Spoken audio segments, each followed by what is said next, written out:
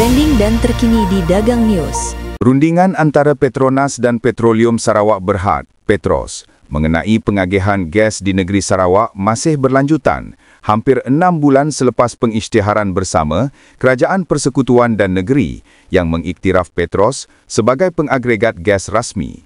Menurut Menteri di Jabatan Perdana Menteri, Datuk Seri Azalina Othman Said, rundingan ini memerlukan masa kerana ia melibatkan prinsip komersial, kepentingan bersama dan kemampanan industri tenaga negara.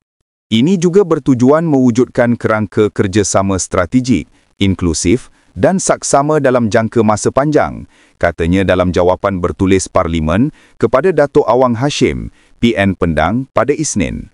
Namun, rundingan kini berdepan jalan buntu susulan desarkan Sarawak untuk mendapatkan kawalan lebih besar ke atas sumber gas dan pulangan domestik, termasuk bekalan gas yang lebih tinggi untuk pembangunan negeri. Sarawak memiliki lebih 40% reserve gas Malaysia dan turut mengeksport LNG melalui kontrak yang dipegang oleh Petronas. Petronas akan terus memainkan peranan di bawah Akta Pembangunan Petroleum, PDA, manakala pelantikan Petros sebagai pengagregat gas domestik akan diiktiraf oleh semua pemain industri. Permintaan gas asli domestik di Sarawak dijangka mencecah 500 juta kaki padu sehari, meningkat daripada purata 400 mmSCFD pada 2023-2024. Petronas komited untuk memperuntukkan sehingga 1.2 bilion kaki padu sehari menjelang 2030.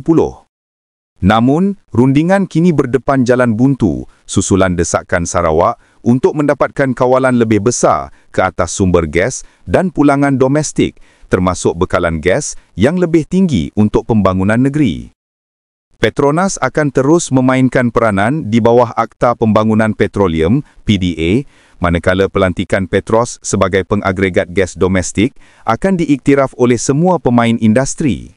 Permintaan gas asli domestik di Sarawak dijangka mencecah 500 juta kaki padu sehari, meningkat daripada purata 400 mmSCFD pada 2023-2024.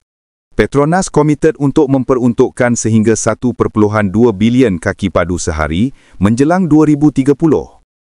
Kerjasama ini bakal menentukan masa depan industri gas negara, antara kepentingan nasional dan aspirasi negeri.